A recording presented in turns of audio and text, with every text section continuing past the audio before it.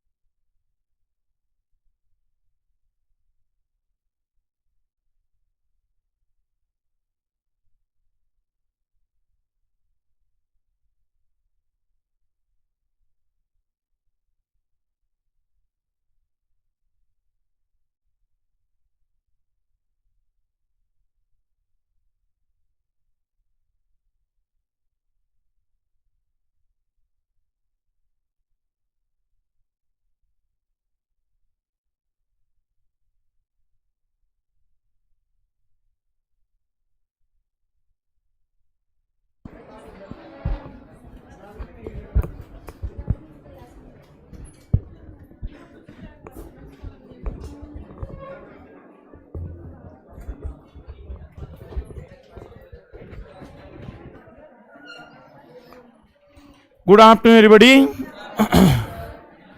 क्या लिखी थी आखिरी बात?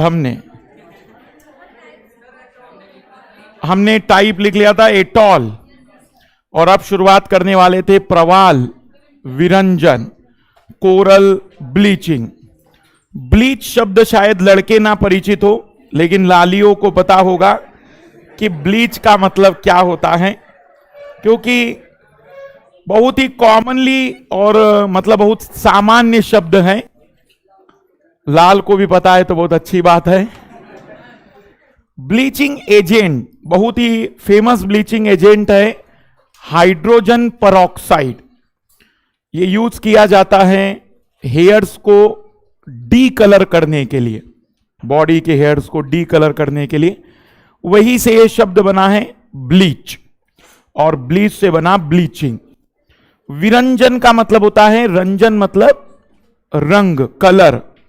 तो बिना रंगों का उसे हम कहते हैं अंग्रेजी में ब्लीचिंग, हिंदी में विरंजन।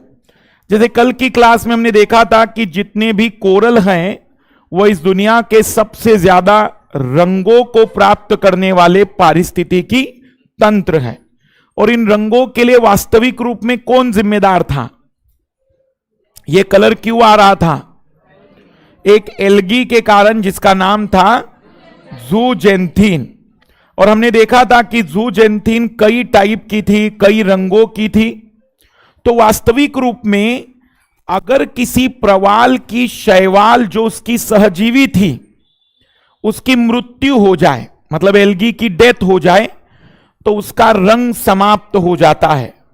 लेकिन केवल रंग का समाप्त होना चिंता का विषय नहीं है, उस एल्गी की मृत्यु के साथ ही वो सिम्बायोटिक रिलेशन जो कि उन दोनों के लिए जरूरी था वो भी खत्म हो जाता है। और जैसे ही वो सिम्बायोटिक रिलेशन खत्म हुआ कि शैवाल के साथ साथ प्रवाल, एल्गी के साथ साथ कोरल की भी डेथ हो जाती है। इस घटना को नाम दिया जाता है कोरल ब्लीचिंग। पहली बार 1920 में इस पर रिसर्च पेपर सामने आए थे, क्योंकि 1920 के पहले इनके बारे में केवल बायोलॉजी के दृष्टिकोण से अध्ययन किया जाता था, एक जियोग्राफर के नजर से या फिर एक इकोलॉजी एनवायरमेंट के पॉइंट ऑफ व्यू से इनकी स्टडी बाद में हुई। जैसे जैसे इनका महत्व पता चला, बाद में इसके बारे में जानकारियां जुटाने लगे। अब सवाल यह है कि ये एल्गी की मृत्यु क्यों होती है? तो इसके लिए कई सारे रीजन जिम्मेदार हैं। जैसे ग्लोबल वार्मिंग वर्तमान में सबसे बड़ा कारण है इस प्रकार की कोरल ब्लीचिंग के लिए। लेकिन ग्लोबल वार्मिंग तो 1950-60 के बाद शुरू होने वाली एक घटना है, या जिसके परिणाम दिखने लगे। उसके पहले भी कोरल ब्लीचिंग होता था, क्योंकि कई प्रकार की बीमारियां भी एल्गी और प्रवालों में होती है। साथ ही साथ अल्नीनो जैसी घटनाएं जो कि पूरे समुद्र तंत्र के तापमान को बदलने की ताकत रखती हैं, वो भी कोरल ब्लीचिंग के लिए जिम्मेदार माने गए हैं। लेकिन इससे भी ज्यादा बड़ा कारक है समुद्री प्रदूषण। तो ऐसे कई कारण हैं जिसके कारण एल्गी की मृत्यु हो सकती है और पूरा का पूरा जो प्रवाल कोरल सिस्टम है वो तबाह हो सकता है। इसे कई भागों में वर्गीकृत किया गया है कि कितना ब्लीचिंग हुआ, उसके आधार पर इसका वर्गीकरण किया गया है। तो टाइटल डालिएगा प्रवाल विरंजन। जैसे आप इस चित्र में देख रहे हैं कि एक जमाने में यह बहुत ही सुंदर रंगों से भरा हुआ इकोसिस्टम था, और आज पूरी तरह से वीरान लगता है इस चित्र को देखने पर। इसी घटना को नाम दिया जाएगा कोरल ब्लीचिंग। तो लिखना, प्रवाल का रंगहीन हो जाना, प्रवाल का रंगहीन हो जाना प्रवाल विरंजन कहलाता है। विरंजन कहलाता है।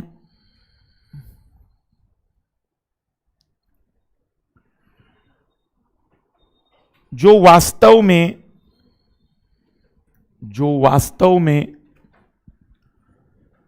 सहजीवी शैवाल ज़ूजेंथीन की मृत्यु का परिणाम है, which is actually the resultant of the death of algae, zooxanthellae algae.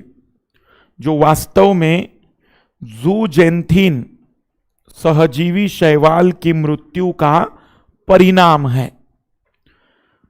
That is the death of symbiotic algae of coral और the appendant of the coral by the algae is called coral bleaching. Direct फिर इसके बाद लिखना which is called coral bleaching. यह कई कारणों से होता है। Many reasons are responsible for the coral bleaching. यह कई कारणों से होता है। Many reasons are responsible for coral bleaching. It's classified into 4 categories on the basis of intensity of coral bleaching। प्रवाल विरंजन की तीव्रता के आधार पर, प्रवाल विरंजन की तीव्रता के आधार पर इसे 4 भागों में बांटा जाता है। यह पीटी में नहीं लेकिन मेंस में इसकी संभावना रहेगी। पीटी के पॉइंट ऑफ व्यू से कारण ही पूछ लिए जाए बड़ी बात है। लिखना, पहला है विनाशात्मक, डिस्ट्रक्टिव।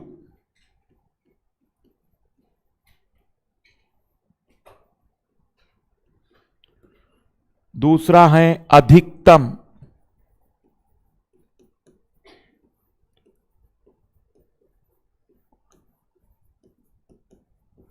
तीसरा है मध्यम या औसत।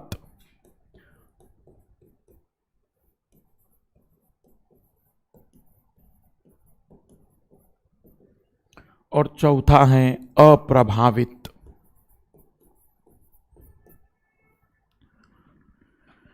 विनाशात्मक coral bleaching, maximum coral bleaching, middle affected coral bleaching और अनअफेक्टेड कोरल ब्लीचिंग।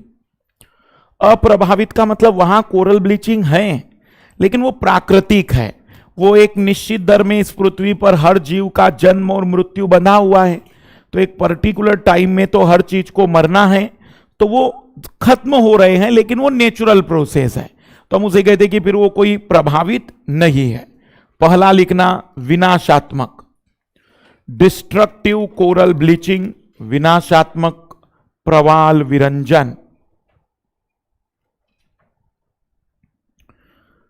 यदि किसी स्थान पर 90% या उससे अधिक प्रवालों की मृत्यु हो जाए, यदि किसी स्थान पर 90% या उससे अधिक प्रवालों की मृत्यु हो जाए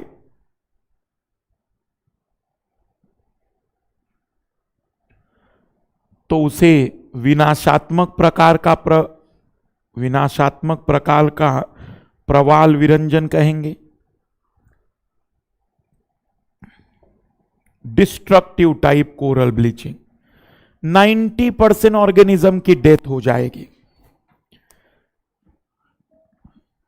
जैसे ये मिलता है अंडमान निकोबार और लाल सागर में, अंडमान निकोबार एंड रेड सी। इसलिए हमारे देश में भी इनको बचाने के लिए प्रयास किए जा रहे हैं।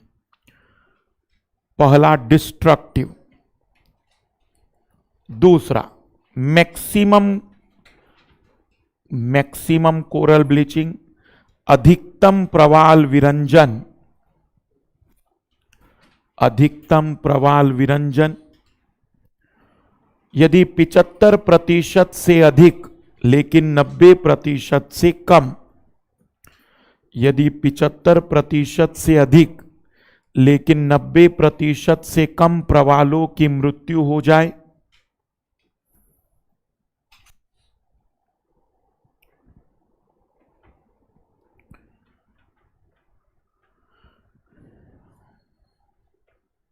जैसे केन्या के तट और कैरिबियन द्वीप समूह पर, केन्या के तट, कैरिबियन द्वीप समूह,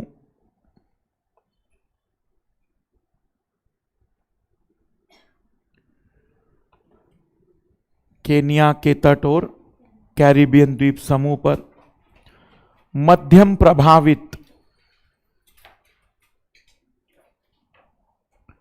40 से 75%, 40 से 75% प्रवालों की मृत्यु हो जाए। If the coral is dead from 40 to 75%।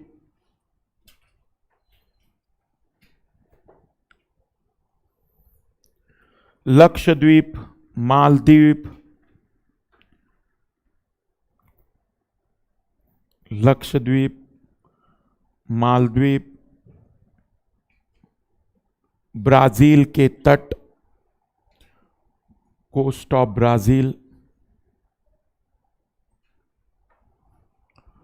और अंतिम होगा 40% से कम। अनअफेक्टेड, अप्रभावित। यदि प्रवालों की 40% से कम मृत्यु हो तो उसे अप्रभावित कहते हैं। ये स्टार लगाना, क्योंकि जनरली हमारे दिमाग में 40% ही अपने आप में क्या है, बहुत विनाश हो गया एक तरीके से, पर वहां कहेंगे हम कि वो क्या है, अप्रभावित है। मतलब ये तो एक नॉर्मल है, इतना तो चलता ही रहता है। 40% या उससे कम प्रवालों की मृत्यु। ऑस्ट्रेलिया की ग्रेट बैरियर रीफ, इसमें बेस्ट एग्जाम्पल है Australian great barrier reef. Australia की महान प्रवाल भित्ति।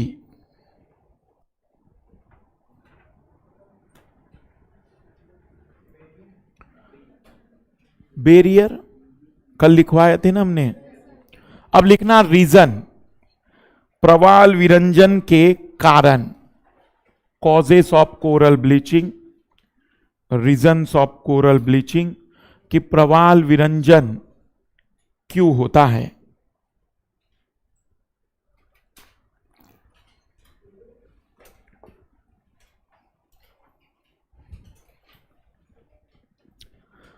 वही सारा कारण है, global warming, El Nino, ocean pollution. तो केवल टाइटल डालिएगा, वर्णन नहीं करेंगे, आप कभी भी लिख सकते हैं उन्हें। तो लिखेंगे पहला कारण है, ये पहली बार 1920 में प्रोफेसर हेयर ने इसको मार्क किया था कि आखिर किन कारणों से होता है।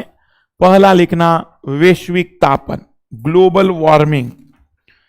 और वर्तमान में जिस तरीके से ग्लोबल वार्मिंग की तीव्रता बढ़ रही है, ये और भी ज्यादा रूप में सामने आ रहा है।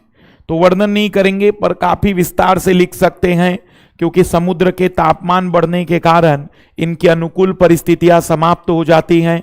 परिणाम स्वरूप सिम्बायोटिक रिलेशन टूट जाते हैं, शैवालों की मृत्यु हो जाती है, कई बार प्रवाल ग्रोथ नहीं कर पाते हैं। पर इसका एक और बड़ा रीजन है, जब ग्लोबल वार्मिंग होगा, जब वैश्विक तापन होगा, तो बहुत बड़ी मात्रा में ट्रॉपिकल साइक्लोन भी आएंगे। और जब ट्रॉपिकल साइक्लोन आएंगे तो वहां का पूरा इकोसिस्टम उस साइक्लोन के कारण बहुत प्रभावित होता है। तो साइक्लोन केवल तटों पर पहुंचकर नुकसान नहीं पहुंचाते, बल्कि वह द्वीप पर भी प्रवालों की बहुत बड़ी मृत्यु के लिए जिम्मेदार माने जाते हैं। तो कई डायमेंशन में ग्लोबल वार्मिंग लिखा जा सकता है। दूसरा, अल नीनो प्रभाव। अल नीनो प्रभाव, समुद्र के तापमान में बहुत बड़े परिवर्तन, समुद्र के तापमान में बहुत बड़े परिवर्तन। अल नीनो गर्म जलधारा है, और इसके कारण मुख्य रूप से न केवल प्रशांत महासागर में प्रभाव आता है, बल्कि इसका इंपैक्ट हिंद महासागर में भी दिखाई देता है। तीसरा, समुद्री प्रदूषण, जिंक, लेड, सल्फर, प्लास्टिक की मात्रा लगातार बढ़ रही है। साथ ही साथ समुद्र में जब भी पेट्रोल या डीजल का कोई जहाज पलट जाता है, तो वहां पूरी तरह से इस ऑयली लेयर के कारण एयर से कांटेक्ट टूट जाते हैं। इमेजिन करिए कि कोई भी पेट्रोलियम का जहाज अगर पलट गया, तो पानी से हल्का होता है पेट्रोल, तो वह पानी के एक लेयर बना देता है, तो ऑक्सीजन का जो कांटेक्ट है वो पूरा ही ब्रेक हो जाता है। तो उसके अंदर बहुत सारे जीव मृत्यु मतलब मर जाते हैं। लेकिन इसमें एक और बड़ा कारण होता है, खास करके जो जीव जंतु हैं वो इसमें ज्यादा मरते हैं, कोरल कम मरेगा।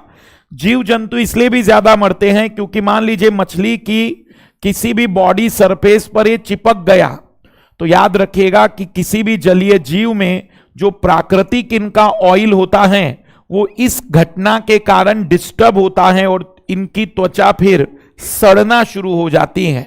तो बहुत सारे जीव केवल इस छोटी सी घटना के कारण भी मरते हैं। तो प्लास्टिक हुआ, जिंक, लेड, सल्फर, पेट्रोलियम, ये सब कुछ एल्गी की वृद्धि को प्रभावित करते हैं और इस कारण से कोरल ब्लीचिंग आम है। फिर लिखना कुछ महामारियां, प्रवाल से जुड़ी हुई कुछ महामारी, black band disease, white band disease, coral plague, ये ऐसी महामारियां जो कोरल में होती हैं। एपिडेमिक कई सारे हैं, हिंदी में भी यही लिखना है, प्रवाल, ब्लैक बैंड बीमारी, व्हाइट बैंड बीमारी, प्रवाल प्लेग, ये लिख दीजिएगा, ये नाम याद आने चाहिए। ये बीमारियां हैं जिनके कारण भी कोरल ब्लीचिंग होता है। जैसे अभी कोरोना हमारे लिए बहुत बड़ा विनाशकारी रहा, तो वैसा ही कई बार इनको इस तरीके की बीमारियों का सामना करना पड़ता है। Black band, white band, coral plague.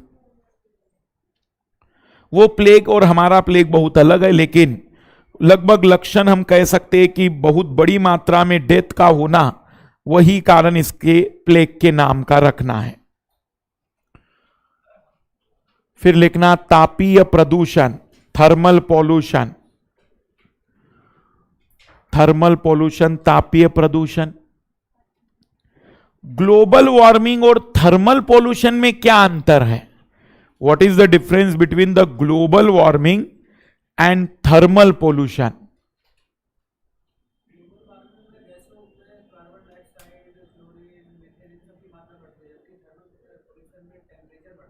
किसका? बहुत अंतर है वैसे। हां, यह कहां, किस में बता रहे हैं हम? तापीय में। हाँ, थर्मल में मतलब क्या होता है?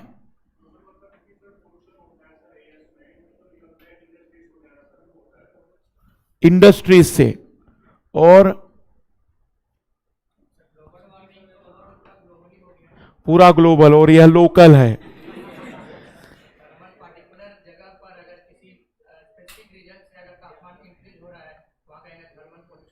थर्मल हो रहा है। और पीछे किसके कारण? मानव जनित कारणों से ग्लोबल, और थर्मल प्राकृतिक। देखो, ग्लोबल वार्मिंग का मतलब है पूरे पृथ्वी, पूरे विश्व के तापमान में होने वाली वृद्धि। पूरी पृथ्वी का मतलब वायुमंडल, उसके जलमंडल, उसका स्थल मंडल, सबका तापमान बढ़ रहा है। लेकिन ये जो तापीय प्रदूषण शब्द उपयोग किया जाता है, ये केवल जल के लिए होता है। खास करके जो परमाणु संयंत्र लगाए जाते हैं, तो कई सारे परमाणु संयंत्र तटों पर लगाए जाते हैं, क्योंकि परमाणु संयंत्रों में पानी की बहुत बड़ी आवश्यकता होती है। तो ये जो परमाणु संयंत्र में पानी गर्म हो जाता है, ऐसा पानी जो इतना गर्म नहीं है कि वेपर बना सके, पर ऐसा पानी वो ठंडा भी नहीं है, या ऐसा पानी जो संयंत्र को ठंडा करने के लिए यूज होता है, जब ये पानी गर्म हो जाएगा तो इस पूरे गर्म पानी को छोड़ा जाता है, और इसे छोड़ा जाता है समुद्र में, जिसके कारण किसी बड़े क्षेत्र का तापमान बहुत तेजी से बढ़ने लगता है। खास करके यह घटना उन जगहों पर ज्यादा मिलेगी जहां परमाणु संयंत्र तटों के साथ बड़ी संख्या में विद्यमान है, और इसी कारण से यह तापीय प्रदूषण पूरे किनारे के तापमान को बढ़ा देता है। और हम जानते हैं कि प्रवाल मुख्य रूप से उन्हीं जगहों पर मिलेंगे जहां गहराई ज्यादा नहीं होती, तटों के साथ साथ मिलते हैं, और यही कारण है कि इन जगहों पर तापीय प्रदूषण के कारण बड़ी मात्रा में प्रवालों की मृत्यु होती है। आपने देखा होगा कि कई बार जो मछुआरे होते हैं या उनके पर्यावरणीय संगठन होते हैं, वो परमाणु संयंत्र का विरोध करते हैं कि यहां मत लगाइए, क्योंकि अगर परमाणु संयंत्र यहां लगाए गए तो समुद्र का जहां तापमान बढ़ जाएगा वहां मछलियों का आना बंद हो जाएगा, और अगर मछलियां ही नहीं आई तो उनकी आजीविका तो मछलियों पर निर्भर थी, तो उनके लिए जीवन यापन कठिनाई हो जाएगी, और इसीलिए वो हमेशा आंदोलन या विरोध करते हैं। तो तापीय प्रदूषण का मतलब है समुद्र के तापमान में वृद्धि, पर यह ग्लोबल कारणों से नहीं, लोकल कारणों से होगी, मुख्य रूप से परमाणु संयंत्रों से निकलने वाले जलों के कारण। तो लिख लेना है चौथा। पांचवा अन्य कारण है बड़ी मात्रा में अवसादों का निक्षेप, इंक्रीज सेडिमेंटेशन,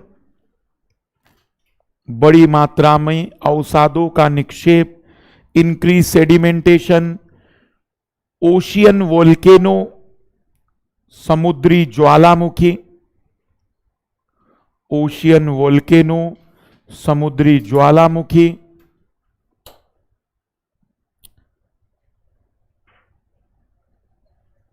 एंड सुनामी,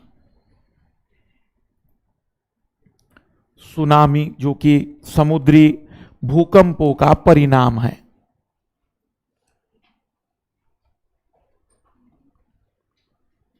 लिखना कुछ फैक्ट। 2018 को प्रवाल भित्ति वर्ष घोषित किया गया था। ये ऐसे वर्ष क्यों घोषित करते होंगे? अवेयरनेस के लिए, लोगों को पता चले कि वो भी एक जीव है, उसकी भी जरूरत है हमें।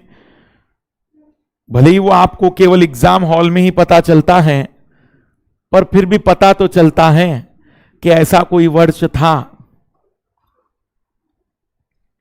2018 को year of the coral reef declare किया गया था। बाकी तो हम लिख चुके थे कि ये 0.1% में रहते हैं, लेकिन 25% इकोसिस्टम को सपोर्ट करते हैं। अब टाइटल डालिए करंट अफेयर। अभी फिलहाल में खबर आई है कि जो ग्रेट बैरियर रीफ है वह उसमें सुधार हो रहा है। तो बाकी ज्यादा लिखेंगे नहीं हम, एक दो लाइनों में आप खत्म कर देना। अभी फिलहाल की एक रिपोर्ट कह रही है कि ये जो ग्रेट बैरियर रीफ है, इसमें जिस तरीके का विनाश देखा जा रहा था, प्रवाल विरंजन देखा जा रहा था, अब सुधार देखा जा रहा है। उसके पीछे का कारण कहा गया है कि पिछले 2-3 वर्षों में इस एरिया में कोई भी चक्रवात नहीं आए हैं, पर ये टेम्पररी है। फिर से चक्रवात आएंगे तो नई रिपोर्ट आ जाएगी और रिपोर्ट कहेगी कि फिर से ग्रेट बैरियर रीफ खतरे में है। तो चलती रहती है कहानियां। According to the report released by the Australian Research Institute in August 2022, the condition of coral reef in the Great Barrier Reef has seen an improvement. मतलब बेहतर स्थिति में देखे गए हैं। Key point of the report says that the status of the coral reef over the past 3 decades, पिछले 30 वर्षों का ये रिकॉर्ड बता रहा है। The report does not give any concrete reason for the improvement in the condition of coral reef, but it does say that the region has not experienced any major tropical cyclone in the past few years.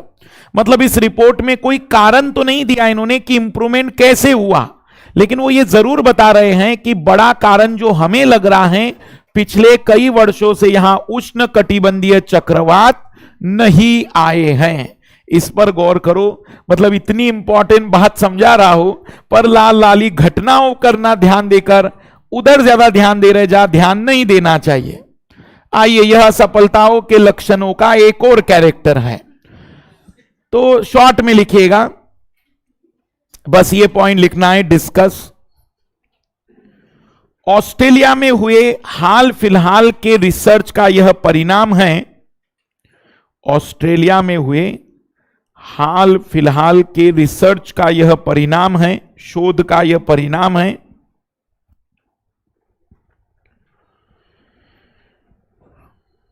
जिसके अनुसार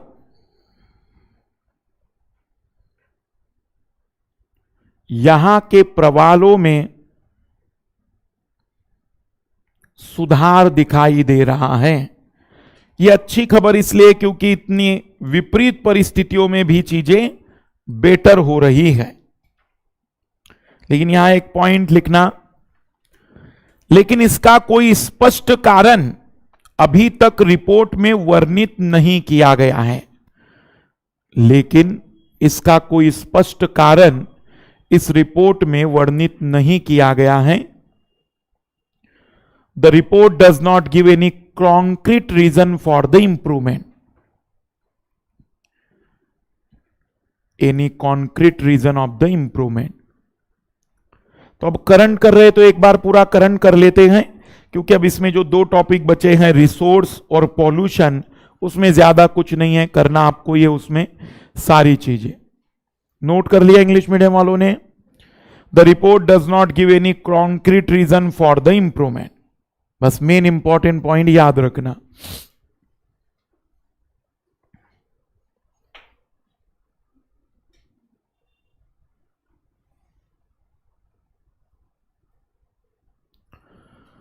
हमारे देश में जो पर्यावरण, one और जलवायु परिवर्तन मंत्रालय हैं, उन्होंने भी तटीय और समुद्री संसाधन संरक्षण के लिए कुछ प्लानिंग की है। लेकिन उससे भी ज्यादा इंपॉर्टेंट है society of integrated coastal management, SICOM. ये क्या चीज है, क्योंकि ये अभी नया है तो इसके बारे में सवाल बन सकते हैं। तो टाइटल डाल दिया आप लोगों ने, करंट अफेयर, पहली रिपोर्ट हो गई। अब दूसरे पर आइए, टाइटल पहले इसको डालिएगा, SICOM. SICOM society of integrated coastal management.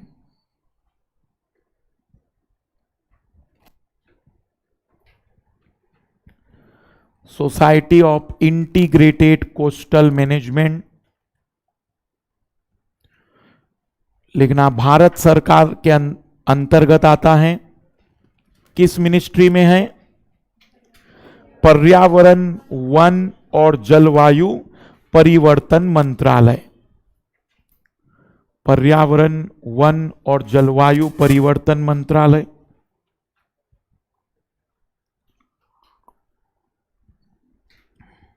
अब इसके नाम पर गौर करो तो आपको समझ में आएगा। इंटीग्रेटेड मतलब एकीकृत, कोस्टल मतलब तटीय, मैनेजमेंट मतलब प्रबंधन।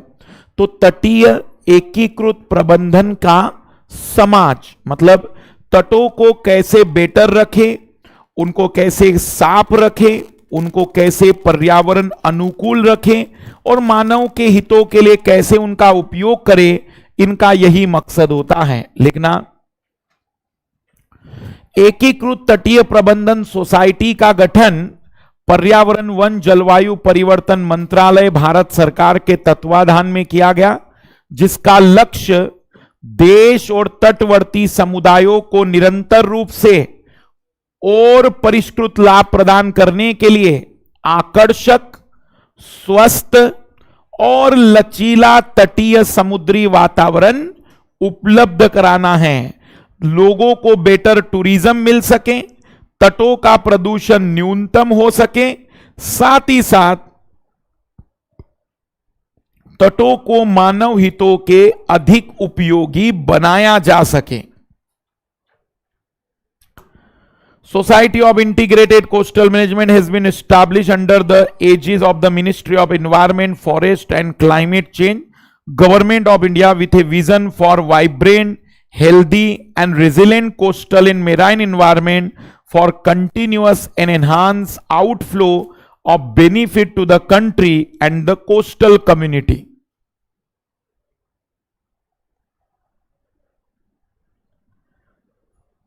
साइकोम,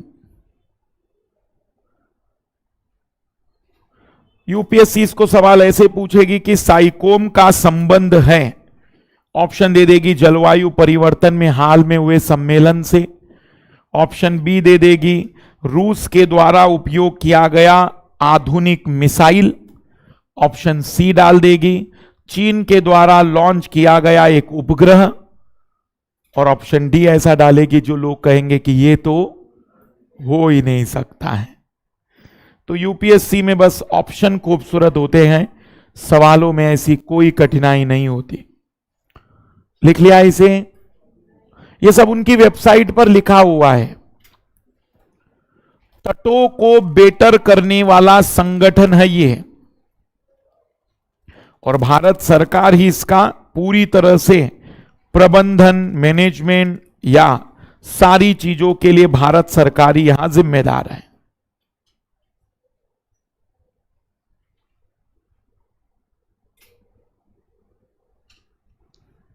लिख लिया? लिखना, साइकोम के उद्देश्य और कार्य, main role and responsibilities and objective. देखना, अगर मान लो ऐसा कोई चीज आ जाए और कार्य ना याद आए लेकिन तुम्हें नाम याद आ जाए, तो थोड़ा कॉमन सेंस यूज कर सकते हैं। क्या करना चाहिए?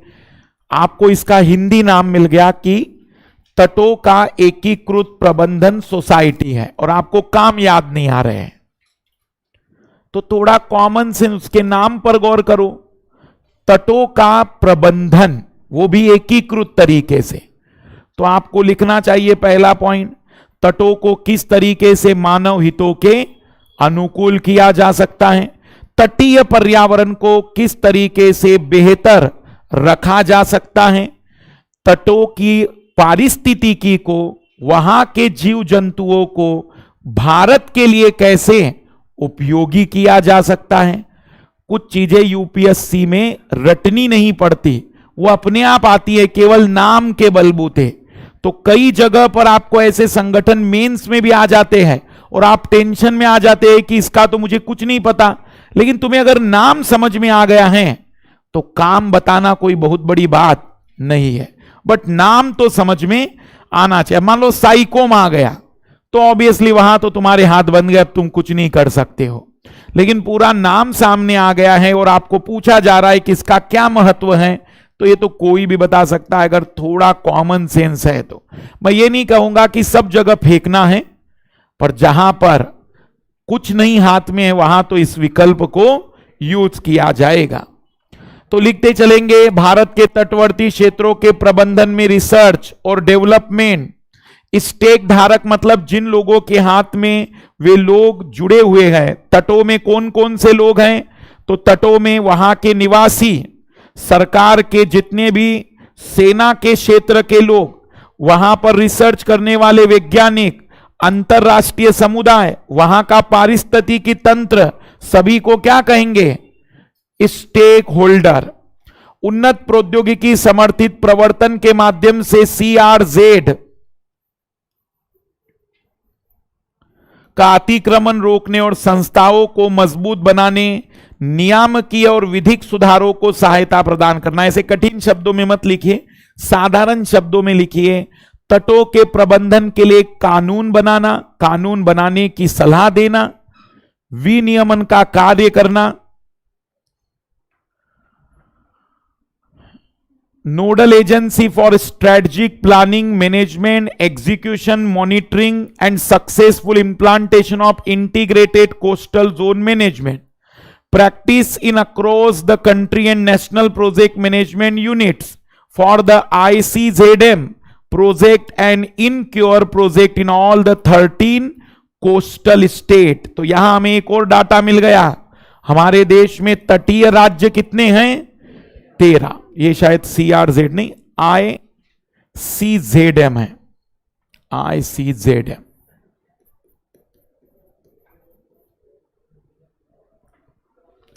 तो इतना न लिखते हुए सरल शब्दों में लिखिएगा।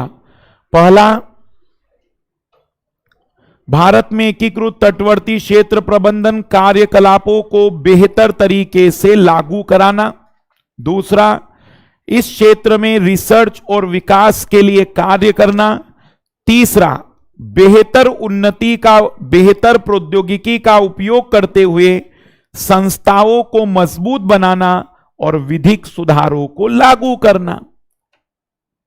हिंदी सरल करते आनी चाहिए। इंग्लिश बहुत इजीली यूज किए इन्होंने, बट वही है, भारतीय भाषाओं में हिंदी को वैसे भी कठिन करके पेश करने की आदत है।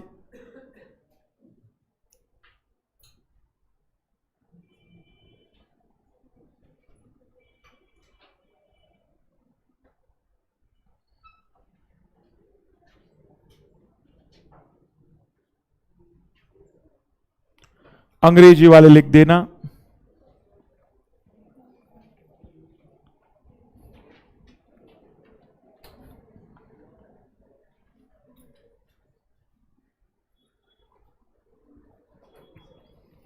नोडल एजेंसी, नोडल एजेंसी का मतलब सबसे मुख्य संस्थान, शीर्ष संस्थान, जो तटों की प्लानिंग करेगा, उनका प्रबंधन करेगा, उनकी मॉनिटरिंग करेगा, उनका एग्जीक्यूशन करेगा और उनको पूरी तरह से प्रबंधन के सारे कार्यों का क्रियान्वयन करेगा।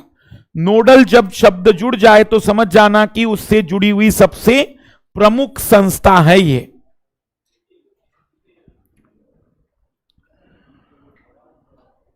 Across the country and national project management unit, बस इतना ही लिख दीजिए अक्रॉस द कंट्री तक। Main roles, responsibilities and objectiveness. पहली बार शुरू की गई ब्लू फ्लैग समुद्र तट प्रोग्राम की पायलट योजना में भी शामिल है। 13 तटवर्ती राज्यों की पहचान की गई। समुद्री तटों पर स्वच्छता, पर्यावरणीय शिक्षा, समुद्री तटों पर जाने वाले लोगों की सुरक्षा और नहाने के पानी की गुणवत्ता के मानक के काम भी करता है कौन? साइकोम। लिख लिया अंग्रेजी वालों ने यहां तक। फिर इसके अलावा लिख देंगे, डायरेक्ट लिखो इसी को, कंटिन्यू। समुद्र तटों पर स्वच्छता, वहां का पारिस्थितिकी तंत्र, बस ये 4 लक्षण लिख दीजिए डायरेक्टली।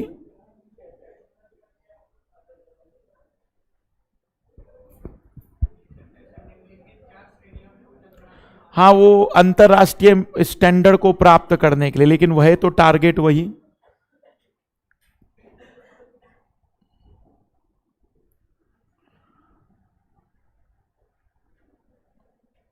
अब मुझे बताओ कि अगर नहीं भी याद आता तो इतना तो कॉमन सेंस बताता है। इसलिए यह भी लॉजिकल सीखना है कि मेंस में हर सवाल का जवाब आपके पास नहीं होता, लेकिन कुछ सवाल के जवाब आप दे सकते हैं, वो आपको सीखना होगा।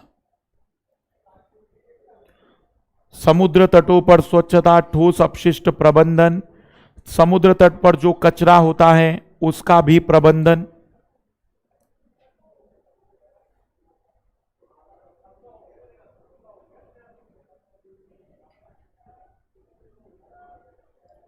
साइकोम।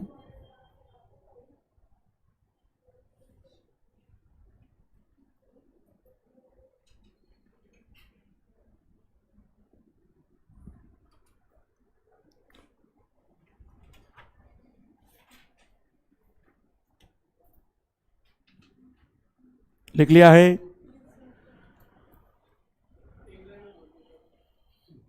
एक लाइन और रह गई है, अंग्रेजी वाले लिख देंगे इसे।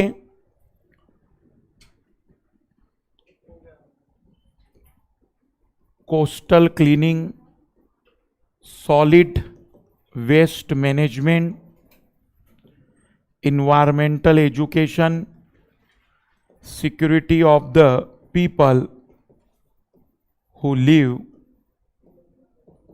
near coast, and improvement in quality of bathing water.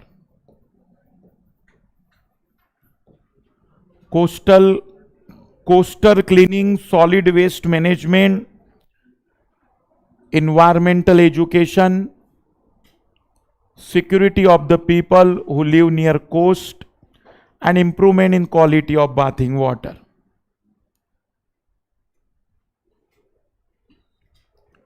हाँ, इनके अंतर्गत जो लाया गया कार्यक्रम था वो भी एक बार देख लीजिए। तटीय और समुद्री संसाधन संरक्षण, ये प्रोग्राम लाया गया था, वही लक्ष्य है इनका फिर से कि तटों के संसाधनों को संरक्षित रखना। इंग्लिश वालों ने लिख लिया है ये। Improvement in the quality of bathing water, फिर लिखना deep ocean mission, deep ocean mission current affair में। DOM अंग्रेजी में इसका शॉर्ट फॉर्म बनाया गया है डोम। अभी तक हमने अपने ही भारत के समुद्र के तटीय क्षेत्र को पूरी तरह से नहीं देखा है, तो भारत सरकार एक योजना बना रही है जिसके तहत एक विशिष्ट प्रकार का यान तैयार किया जाएगा जो भारत में खास करके अरब सागर और बंगाल की खाड़ी में पूरी तरह से नीचे रिसोर्स के साथ साथ वहां के पूरे इकोसिस्टम कंडीशन की स्टडी करने का प्लानिंग है। आइए देखते हैं कि कब का है ये। Cabinet approve deep ocean mission 16 जून 2021 की रिपोर्ट है। The cabinet committee on economic affair chaired by the prime minister Shri Narendra Modi has approve the proposal of ministry of earth science. कौन सा मंत्रालय कर रहा है? पहला पॉइंट लिखेंगे, नहीं तो यही प्रश्न बनेगा, डीप ओशियन मिशन किन के द्वारा किया जा रहा है? मिनिस्ट्री का नाम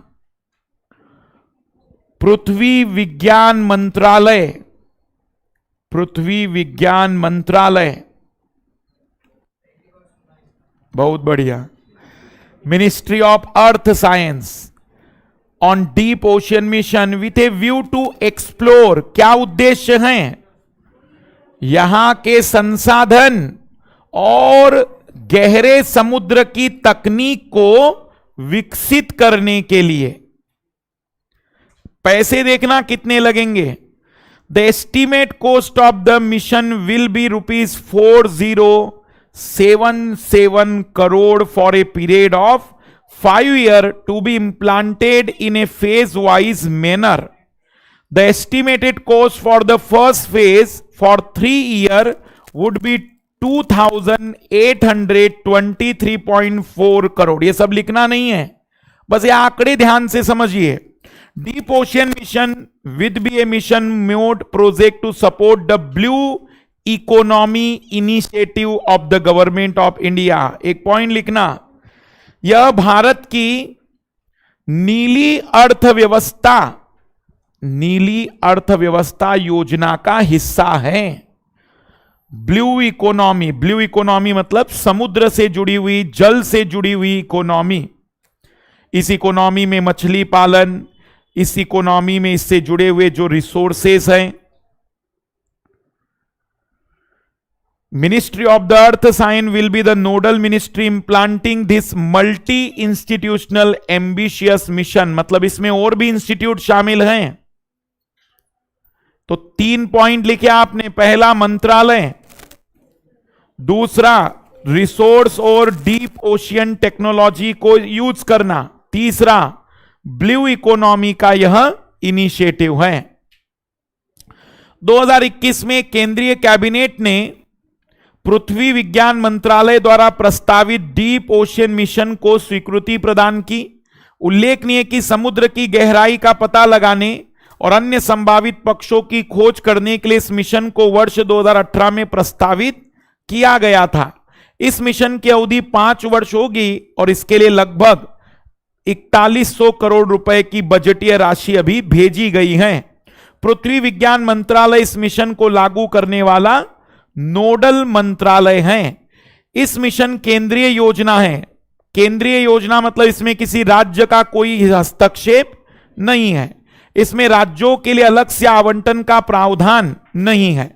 इसका पहला चरण 3 वर्षों के लिए 2021 से 2024, तो अभी ये पहला चरण है, सवाल बन सकता है। यह मिशन भारत के विशेष आर्थिक क्षेत्र और महाद्वीपीय शेल्फ पर केंद्रित है। यह मिशन संसाधनों के लिए गहरे महासागर की खोज करेगा और समुद्र के संसाधन के सतत उपयोग के लिए गहरे समुद्र में प्रौद्योगिकी के विकास में मदद करेगा। मिशन के तहत जैव विविधता, जलवायु परिवर्तन के प्रभाव पर अध्ययन करने, तापीय ऊर्जा के स्रोत का पता लगाने के लिए एक अपतटीय समुद्री स्टेशन, नोट करना इसे, under the mission A offshore marine station भी बनाया जाएगा। तट के पास एक रिसर्च सेंटर बनाया जाएगा जो हमेशा इन डाटाओं को जानकारी देता रहेगा कि समुद्र के तापमान में क्या बदलाव आ रहे हैं, साथ ही वहां पर किस प्रकार की पारिस्थितिकी देखी जा रही है, क्या वहां किसी प्रकार के तापीय ऊर्जा के स्रोत हैं, मतलब भूमिगत ऊर्जा निकल रही है किसी जगह से, इसका भी अध्ययन किया जाएगा।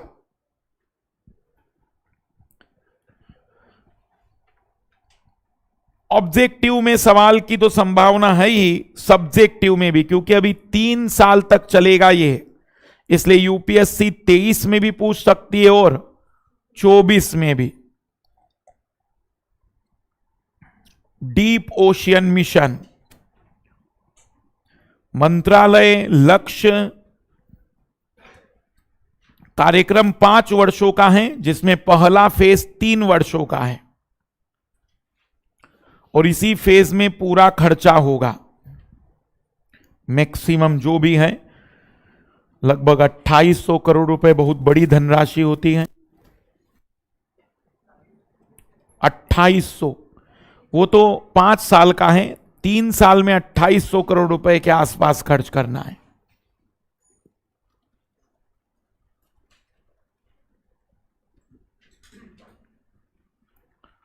डीप ओशियन मिशन लिख लिया है। मिशन के तहत 3 लोगों को समुद्र में 6000 मीटर की गहराई तक ले जाने के लिए वैज्ञानिक सेंसर और उपकरणों के साथ एक मानव युक्त पनडुब्बी विकसित की जाएगी। अगला point, under the mission a man submarine with scientific sensor and equipment will be developed to carry 3 people to a depth of 6000 metre in the sea. मतलब मोदी जी की पूरी प्लानिंग है, 3 लोगों को ऊपर भेजेंगे, 3 लोगों को नीचे भेजेंगे और बचे हुए 3 लोग सरकार चलाएंगे।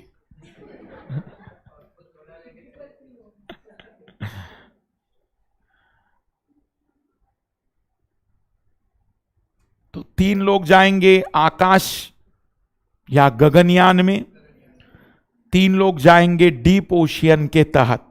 तो ये भी एक इंपॉर्टेंट पॉइंट ऑब्जेक्टिव सवाल में इसमें सीधे बन सकते हैं बिंदु कि डीप ओशियन मिशन डोम के विषय में कौन से कथन सत्य है।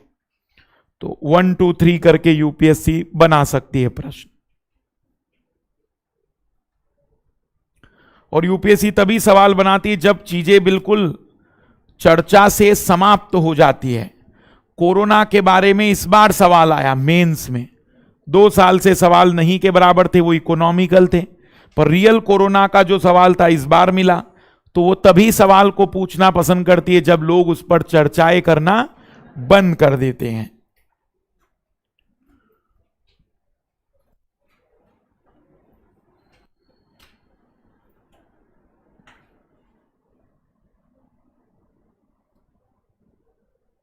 लिख लिया है।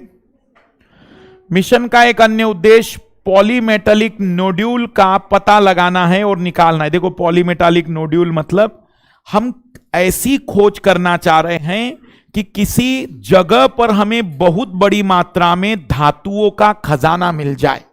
जैसे अभी हमारे पास धातुओं का खजाना एक ही जगह है, छोटा नागपुर का पठार। हम उम्मीद कर रहे हैं कि शायद जमीन पर नहीं पानी पर मिल जाए, और उसमें भी हमें सबसे ज्यादा उम्मीदें हैं रेयर अर्थ मेटल। अब पेट्रोल की खोज करने की जरूरत नहीं है, बस 2-4 साल और रुको, पेट्रोल की जरूरत नहीं पड़ेगी। और आने वाले समय में जितने भी पेट्रोल एक्सपोर्ट करने वाली कंट्रीज हैं, इनकी पूरी इकोनॉमी धाराशायी होने वाली है, क्योंकि आने वाले समय में रिसर्च 3 टाइप की चल रही है, खास करके सोलर एनर्जी को यूटिलाइज करने के लिए। जो भी आपका पहिया घूमता है उसमें भी मैग्नेट लगाकर वहीं पर इलेक्ट्रिसिटी को प्रोड्यूस करने के लिए, और बहुत जल्द ही रिजल्ट सामने आ जाएंगे।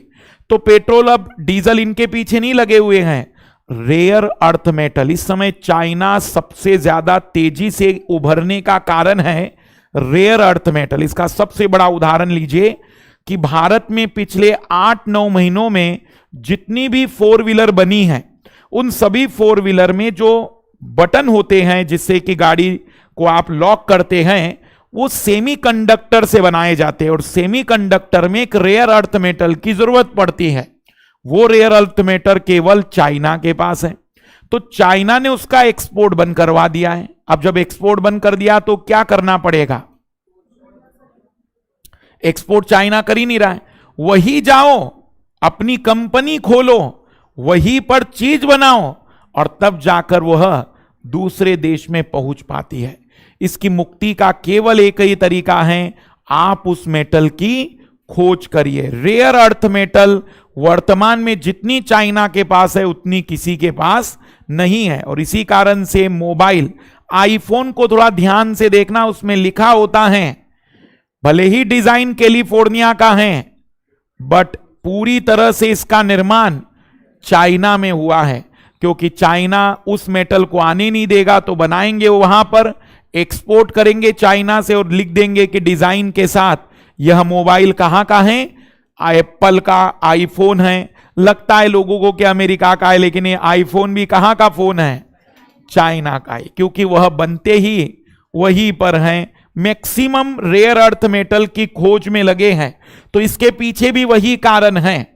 जो निकिल, मैग्नीज, तांबा, कोबाल्ट जैसे खनिजों से बने होते हैं, ये धातुएं इलेक्ट्रॉनिक उपकरण, स्मार्टफोन और पैनल और बैटरी के निर्माण में उपयोगी। इसे लिखना नहीं।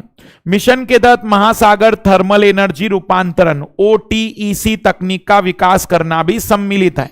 यह क्या होता है, यह भी पूछा गया यूपीएससी के द्वारा। देखो इसका नाम थोड़ा ध्यान से पढ़ो, ocean thermal energy transformation, ocean thermal energy conversion. अब थोड़ा लॉजिकल चलो।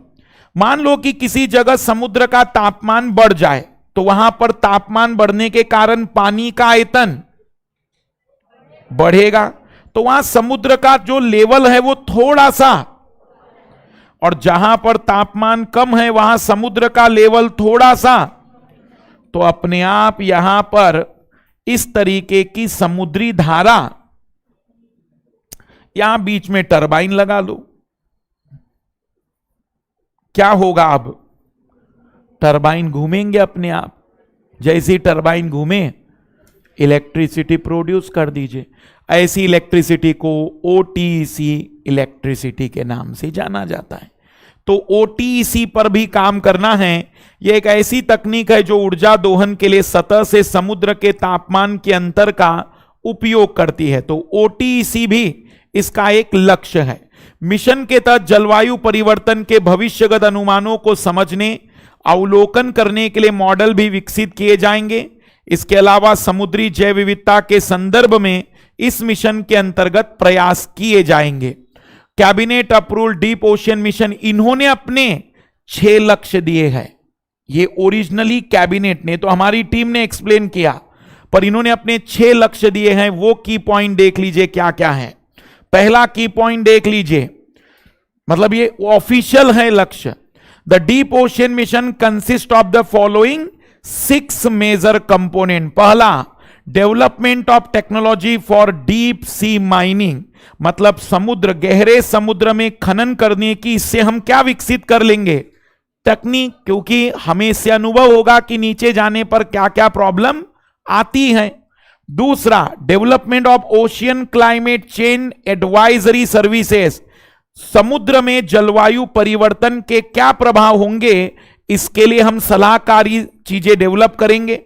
Technological innovation for exploitation and conservation of deep sea biodiversity, जो गहरे समुद्र की जैव विविधता है उसको जानने की कोशिश करेंगे। Deep ocean survey and exploitation, गहरे समुद्र के संरचनाओं को जानने की कोशिश करेंगे। Energy and fresh water from the ocean, समुद्र से ऊर्जा और स्वच्छ जल की प्राप्ति का विकल्प ढूंढेंगे। Advance marine station for ocean biology. समुद्र के जीव विज्ञान को समझने के लिए एक समुद्री स्टेशन की स्थापना करेंगे, ये ऑफिशियल टारगेट है। तो सीधा यूपीएससी नहीं ऑफिशियल टारगेट को स्टेटमेंट 1, स्टेटमेंट 2, स्टेटमेंट 3 के रूप में भी आपसे प्रश्न पूछ सकती है। तो ये डायरेक्टली आपको उनके पीआईबी की वेबसाइट पर मिल जाएंगे। तो कितने लक्ष्य हैं इसके, इसे बाद में नोट कर लेना। इस प्रकार के मिशन के लिए आवश्यक तकनीक और विशेषज्ञता वर्तमान में केवल 5 देशों के पास है, रूस, अमेरिका, फ्रांस, जापान और चीन। अगर भारत सफल हो गया तो भारत इसमें नोट करना है, बहुत बड़ी उपलब्धि होगी ये। और मुझे उम्मीद है कि ये सवाल आएगा जरूर, क्योंकि बहुत बड़ा प्रोजेक्ट है। वैसे मुझे इसी बार की थी गारंटी कि इसी बार आना चाहिए था।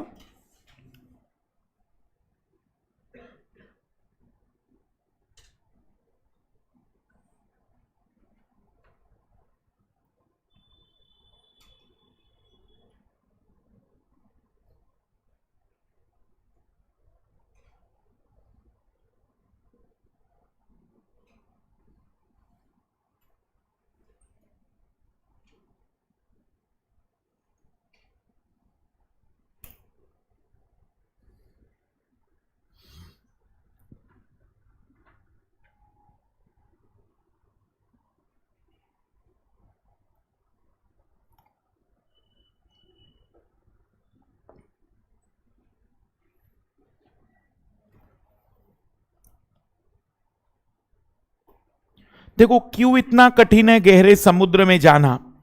जैसे जैसे नीचे जाते हैं तो प्रेशर बढ़ता है, और जैसे जैसे दाब बढ़ता है तो ऐसा कोई मेटल हमारे पास हो जो उतने प्रेशर को झेल सके, ऐसी कोई युक्ति हो जो उतने दाब पर भी ना फटे। सोचो कि वहां नीचे गए और वो जो इंस्ट्रूमेंट बनाया था वो टूट गया, तो वहां व्यक्ति कुछ ही समय में समाप्त हो जाएगा।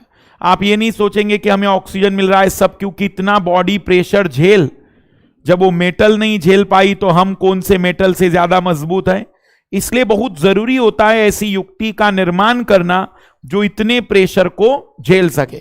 हमने अभी तक आसमान में मंगल ग्रह तक सफर तय कर लिया भारत ने, लेकिन अभी भी हम इस पृथ्वी में 12 किलोमीटर अंदर नहीं जा पाए, केवल 12 किलोमीटर, क्योंकि 12 किलोमीटर में भी प्रेशर और टेम्परेचर बहुत तेजी से बढ़ता है। इसका उदाहरण समझो, मुझे बताना वायुमंडल में 1 किलोमीटर पर कितना टेम्परेचर कम हो जाता था।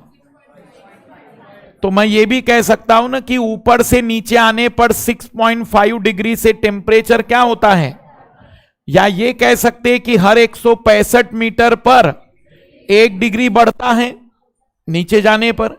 लेकिन जब हम जमीन में नीचे जाएंगे तो यह आंकड़ा 5 गुना तेजी से हो जाता है। हर 32 मीटर पर 1 डिग्री सेल्सियस टेम्परेचर बढ़ता है। कहां, यहां सतह पर। सतह में 32 मीटर खोद दीजिए तो टेम्परेचर कितने से बढ़ गया। तो इमेजिन करिए, अगर 1 किलोमीटर की हम बातचीत करें जो कि लगभग 1000 मीटर है, ये 30 भी पकड़ लिया जाए तो कितना डिग्री सेल्सियस टेम्परेचर बढ़ जाएगा। केवल कितना किलोमीटर पर, 12 किलोमीटर पर 350-400 डिग्री सेल्सियस टेम्परेचर बढ़ जाता है। अब इमेजिन करो कोई मेटल तुम्हारे पास हो जो इतनी मजबूत हो कि प्रेशर झेल लेगी। टेम्परेचर भी तो है, उस टेम्परेचर को भी तो उसने झेलना चाहिए। उतने तापमान में तो मेटलें पिघल जाती है। यहां तक कि समुद्र जो पृथ्वी के अंदर का क्षेत्र है वो भी कई जगह पर द्रव अवस्था में है, इतने टेम्परेचर और प्रेशर के कारण। और यही सबसे बड़ी समस्या है कि अभी तक हम नीचे की ओर वहां पहुंच नहीं पाए जहां पर ऊपर इतनी ऊंचाई पर चले गए। महत्व क्या है, तो वो सारे महत्व हम देख सकते हैं, स्वयं मंत्री जी महोदय ने ही लिखवाया था। गहरे समुद्र मिशन का एक बड़ा फायदा यह भी होगा कि इससे हिंद महासागर में भारत की मौजूदगी बढ़ेगी। ध्यान देने वाली बात है कि अभी चीन, कोरिया, जर्मनी जैसे देश हिंद महासागर में सक्रिय है। चीन ने कुछ समय पहले अपनी ताकत दिखाने के लिए मारियाना ट्रेंच के तल पर खड़ी अपनी नई मानव निर्मित सबमर्सिबल की तस्वीरों को लाइव स्ट्रीम किया था। यह दिखाने के लिए, भाई ये प्रमाण होते हैं हवाबाजी करने के। मान लीजिए मोहल्ले में गांव का चौधरी दिखाना चाहता है कि उसके पास पैसा है, तो वो क्या करेगा, बड़ी बड़ी गाड़ियां ले जाकर आपके घर से गुजारेगा और महसूस कराएगा कि चौधरी गुजरा है। वही चौधरी कर रहा है। अब ये चौधरी गाड़ियां नहीं दिखाता है, मेरियाना ट्रेंच में जाकर फोटो खिंचवाकर लाइव स्ट्रीमिंग दुनिया को दिखा रहा है कि देखो हम कहां तक पहुंच सकते हैं। तो जावड़ेकर जी ने बताया कि यह तकनीक मुक्त रूप से उपलब्ध नहीं होने की वजह से इस मिशन से खुद प्रौद्योगिकी के विकास का मार्ग प्रशस्त होगा। यह टेक्नोलॉजी कोई देश किसी दूसरे देश को बेचने को भी तैयार नहीं है। इससे एमएसएमई क्षेत्र के नए मौके पैदा होंगे, साथ ही अनुसंधान के अवसर भी आएंगे। कुल मिलाकर देखा जाए तो इस मिशन से आत्मनिर्भर भारत को मजबूती। आप भी देख लीजिए, हमारे जो महोदय हैं ये भी हमारे जैसे ही हैं। कोई भी चीज कहीं से भी डाल दो। अब इसका सूक्ष्म, लघु और मध्यम उद्योगों से कोई डायरेक्ट कनेक्शन नहीं है, लेकिन जोड़ दो। तुम्हें यह सीखना है मंत्री महोदय से कि जब तुम्हारे पास उत्तर लिखने के लिए ज्यादा ना हो तो तुम भी क्या करोगे, सीधा लिख दोगे कि इसी योजना के माध्यम से न केवल आत्मनिर्भर भारत का लक्ष्य पूरा होगा बल्कि किसानों की आय भी दुगनी हो जाएगी। आप गलत जा रहे हो। इससे कैसे हो सकती भाई? अब उसको जोड़कर दिखा सकते हैं। कई सारे किसान पशुपालन कर रहे हैं, तो जो तटीय किसान हैं वो मछली पालन कर पाएंगे, तो संसाधनों का पता चल पाएगा। आपको लिखते आना चाहिए। इसके कारण हम अपने विज्ञान के क्षेत्र में उन उपलब्धियों को हासिल कर पाएंगे जो अभी तक हमें नहीं मिल पाई थी। अब आपको इस मिशन से कितने डायमेंशन दे सकते हो यह आप पर निर्भर है। इससे भारत की वैश्विक स्तर पर विश्व गुरु बनने की जो ख्वाहिश है वो भी पूरी हो सकती है। मतलब चीजें को जोड़ते आना चाहिए। 5 ट्रिलियन इकोनॉमी को, महिला सशक्तिकरण, खोज, समुद्री प्रौद्योगिकी विकास में मदद मिलेगी। जावड़ेकर जी ने बताया कि इस बारे में अभी दुनिया के 5 देश अमेरिका, रूस, फ्रांस, जापान, चीन के पास यह तकनीक है। यानी ऐसी तकनीक नहीं है जो आसानी से मिल जाए। इससे भारत का रुतबा भी बढ़ेगा। तो चीजों को सीखिए, इस तरीके से लिखते आना चाहिए। यह भारत का पहला मानव युक्त महासागर मिशन भी है, डीप ओशन ब्लू में ही।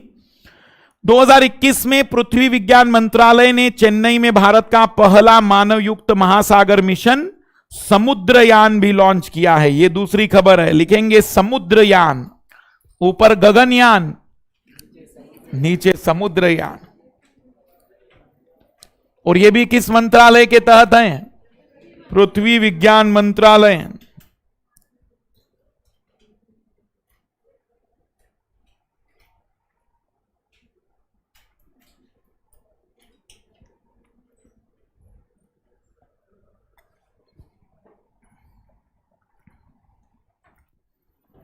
समुद्रयान।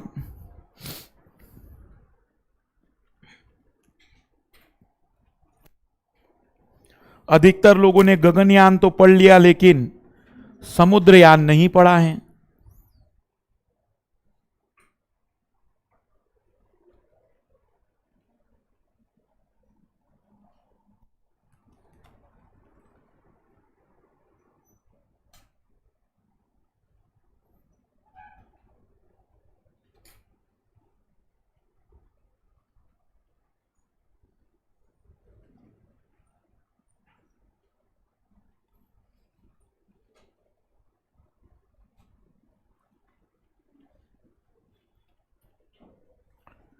लिख लिया है, launch India's first man ocean mission Samudrayaan in Chennai. यह भारत का पहला मानव युक्त महासागर मिशन है जिसका उद्देश्य गहरे समुद्र में रिसर्च और दुर्लभ खनिजों के खनन के लिए पनडुब्बी के माध्यम से व्यक्तियों को भेजना है। गहरे पानी के नीचे अध्ययन के लिए 3 व्यक्तियों को मत्स्य 6000 नामक मानव युक्त पनडुब्बी, लिखना पनडुब्बी का नाम क्या है? मत्स्य 6000 गहराई तक समुद्र में भेजेंगे। पनडुब्बियां केवल कहां तक जाती हैं? 200 मीटर तक। और ये कहां तक जाने वाली हैं? तो नोट कर लेना। It will send 3 people to, वही है ये कार्यक्रम, पर इसमें अब पूरी डिटेल में जानकारी है। मत्स्य 6000 है इसका नाम, मत्स्य 6000 तो गहराई को, और मत्स्य क्यों? मछली के नाम पर। जब बादलों के नाम पक्षाब हो सकते हैं तो हम अपनी पनडुब्बी का नाम मत्स्य रख सकते हैं। सबमरीन मत्स्य।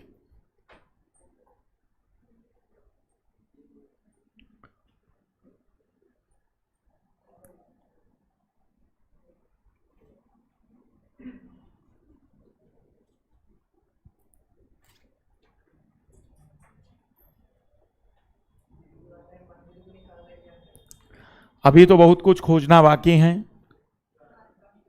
उल्लेखनीय कि Samudrayaan mission deep ocean mission का ही एक भाग है। ब्लू इकोनॉमी पॉलिसी, टाइटल डालेंगे ब्लू इकोनॉमी नीति, हिंदी में नीली अर्थव्यवस्था नीति, blue economy policy.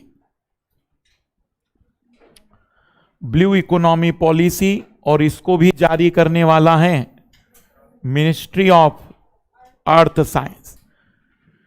Ministry of earth science invited stakeholder suggestion on the draft blue economy policy for India. देखो, अब आप लोग थोड़ा सा अधिकारी के रूप में सोचना शुरू कर दिया करिए। आपको नीति बनाने के लिए कहा गया है कि समुद्र के क्षेत्र में क्या नीति आने वाले समय में भारत की रहनी चाहिए। तो क्या क्या नीति में पॉइंट आएंगे? बहुत से कॉमन। पहला, भारत के तटीय और समुद्री क्षेत्र में जैव विविधता, पर्यावरण, इसका संरक्षण हो। दूसरा, महिलाओं की भागीदारी ब्लू इकोनॉमी में बढ़ाई जाए। भारत का निर्यात खास करके मछली में, झींगा मछली या मछलियों में भारत का निर्यात आने वाले वर्षों में 2 गुना 3 गुना हो सके। जो तटीय क्षेत्र में मछुआरे हैं उनके जीवन की रक्षा, चक्रवातों से जो भी नुकसान होता है या चक्रवातों के सेंसर्स, उसकी उन्नत तकनीक का विकास होना, साथ ही साथ भारत की अर्थव्यवस्था में ब्लू इकोनॉमी के योगदान को बढ़ाना। आप ये सोचो ना कि कोई भी क्या बताएगा पॉलिसी में, निश्चित ही कुछ पॉइंट ऐसे होंगे जो स्पेसिफिक होंगे, लेकिन अगर आपको नहीं भी पता चले तो पॉलिसीज ऐसी ही बनती है।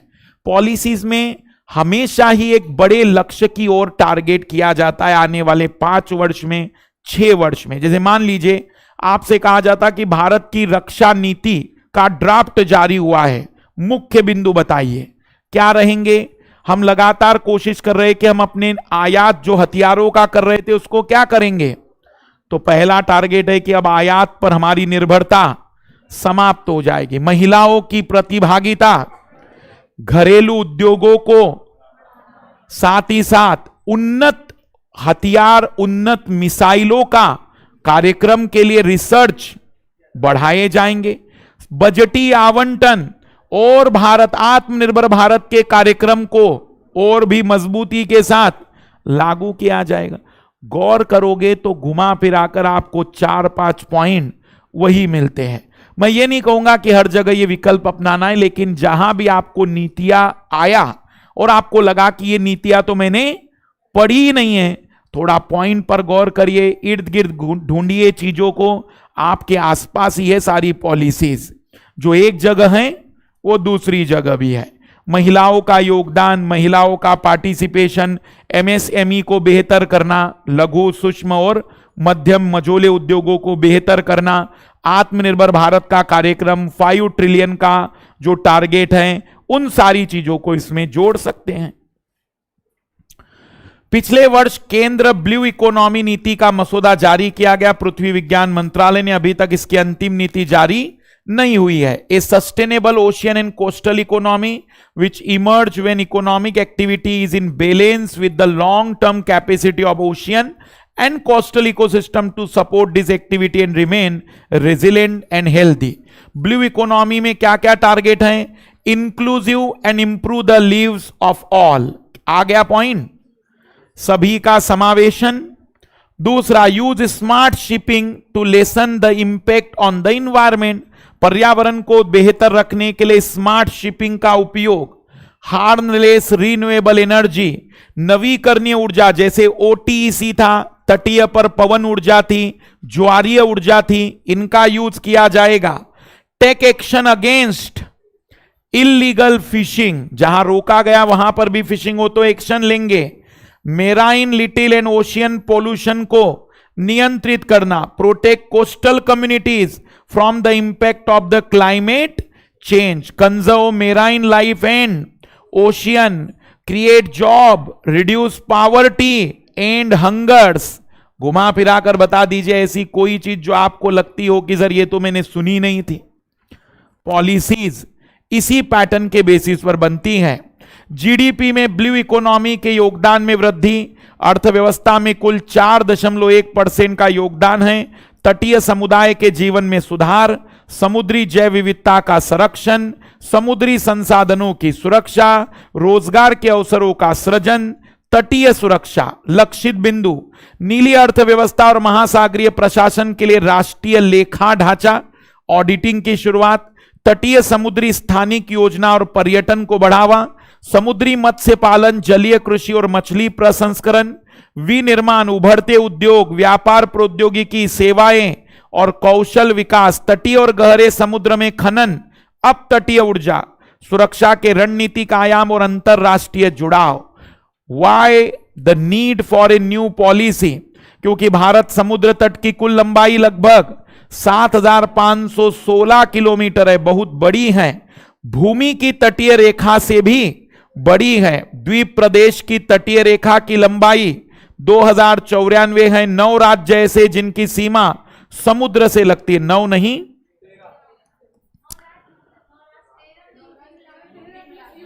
यूनियन तो 13 राज्य केंद्र शासित सब जोड़ देंगे। 12 प्रमुख बंदरगाहों सहित लगभग 199 बंदरगाह, जहां हर वर्ष लगभग 1400 मिलियन टन का व्यापारिक जहाज होता है। तो ये बड़े आंकड़े इस बात की ओर इशारा करते हैं कि हमारे देश में ऐसी पॉलिसी आनी चाहिए जो समय के अकॉर्डिंग हो, प्रासंगिक हो, वर्तमान की आवश्यकताओं को पूरा करती हो। लगभग 2 मिलियन वर्ग किलोमीटर से अधिक क्षेत्रफल में भारत का एक्सक्लूसिव इकोनॉमिक जोन है, जहां कच्चे तेल और प्राकृतिक गैस की संभावनाएं हैं।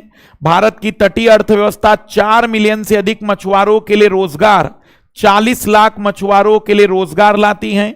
इन सभी चीजों को अगर देखा जाए तो जरूरी था कि भारत के पास एक नई पॉलिसी होनी चाहिए। अब 2 पॉइंट है इसमें, एक तो है समुद्री संसाधन, तो एक बार मैं आपको दिखा दूं, आपको ही लिखना है, मेन तो करंट था जो करवा दिया मैंने। समुद्री संसाधन में किस तरीके के समुद्री संसाधन होते हैं इसे देख लीजिए एक बार। Ocean resource, ocean resource 3 type के हैं। पहला जैविक, बायोलॉजिकल। बायोलॉजिकल में क्या क्या मिलते हैं हमें? मछलियां, प्लैंकटन, समुद्री घास और प्रवाल। मिनरल्स में पेट्रोलियम, नेचुरल गैस, धात्विक खनिज, सैंड, सैंड से कांच बनता है रेत से, और ग्रेवेल मतलब जो बड़े बड़े पथरीली चीजें होती हैं। एनर्जी में एक तो पेट्रोलियम वाली रही, फिर tidal energy, wave energy, OTC नई वाली energy, tidal energy, wave energy के साथ साथ ओटीसी भी। फिर इसमें से कुछ चीजें हैं हमारे पास जिसको हम यूटिलाइज कर सकते हैं। Fisheries, aquaculture, offshore hydrocarbon, wind and wave power, salt water, tourism, transportation, construction, ship and boat building, public administration, education, research and development इसी क्षेत्र में। तो भारत में किस तरीके का योगदान है यह भी आपको एक आइडिया होना चाहिए। समुद्री संसाधनों का जो 3 तरीके का वर्गीकरण है उसे संक्षिप्त में लिखिएगा। पीटी का सवाल तो नहीं, लेकिन मेंस का सवाल जरूर बन सकता है। और इसी टाइप में एक और टॉपिक है जो आखिरी टॉपिक था, समुद्री प्रदूषण। ये दोनों टॉपिक आप लोगों को प्रॉपर गूगल करना, जहां से चीजें मिले, और इसको बढ़िया से लिखना ताकि आप भी खुद अपने स्तर पर चीजों को बेटर कर सको। ये है समुद्र का तट। एक तो कच्चे तेल कभी कभी जो जहाज होते हैं वह गिर जाते हैं। Drainage of chemical substance, organic pollution, volcanic eruption, eutrophication. Eutrophication मतलब सुपोषण। कभी कभी पोषण की मात्रा, नाइट्रेट और सल्फेट की मात्रा पानी में बढ़ जाती है और इसका परिणाम होता है कि बहुत बड़ी मात्रा में वहां एल्गी ग्रो करने लगती हैं। पूरा पानी एल्गी से भर जाता है। इस घटना को नाम देते हैं फिर एल्गल ब्लूम, शैवाल प्रस्फुटन, जो पूरे जलीय तंत्र को समाप्त कर देता है। एसिडिफिकेशन, अम्लीयकरण, और प्लास्टिक जो फाइनली समुद्र में लगातार बढ़ता जा रहा है। हाल फिलहाल की रिसर्च कहती है कि प्लास्टिक की जो मात्रा है वो 2040 में हर साल 30 मिलियन मैट्रिक टन हो जाएगी, जो वर्तमान का 3 गुना रहेगी। तो एक बहुत बड़ा पॉल्यूशन का फैक्टर रहेगा। इसी के साथ ओशनोग्राफी समाप्त होती है। तो नोट करिए 2 पॉइंट जो आपको लिखने हैं, समुद्री संसाधन और समुद्री प्रदूषण, दोनों में लिख देना ओनली फॉर मेंस। पीटी से कोई लेना देना नहीं होगा, अगर होगा भी तो वो करंट का रहेगा टॉपिक, ओनली फॉर मेंस। और आता है ये सवाल, इजी क्वेश्चन है ये, जीएस पेपर 1 में आसानी से हो जाएगा ये। तो यहां समाप्त होता है ओशनोग्राफी। पहला कंप्लीट किया हमने क्लाइमेटोलॉजी, दूसरा कंप्लीट हो गया ओशनोग्राफी। अब थोड़ा सा स्ट्रक्चर समझ लीजिए। अब हमारा इसमें बचा हुआ है जियोमार्फोलॉजी। क्या होता है उसमें? ये सबसे क्लासिकल वो फिजिकल ज्योग्राफी होता है। सबसे पहले इसमें पढ़ना होता है अर्थ इनर स्ट्रक्चर, मतलब पृथ्वी की आंतरिक संरचना। फिर इसमें सेकंड आते हैं जितने भी प्रकार की चट्टानें हैं, शेल्स, प्राइमरी, सेकेंडरी, टर्शरी या आग्नेय चट्टानें, रूपांतरित चट्टानें, अवसादी चट्टानें। फिर इसमें पढ़े जाते हैं पर्वत, पठार, मैदान, माउंटेन, प्लेटू एंड प्लेन। फिर इसमें पढ़ी जाती हैं कॉन्टिनेंटल ड्रिफ्ट थ्योरी, महाद्वीपीय विस्थापन सिद्धांत। फिर सी फ्लोर स्प्रेडिंग, समुद्र स्तर का प्रसरण। और सबसे भयानक थ्योरी आती हैं प्लेट टेक्टोनिक।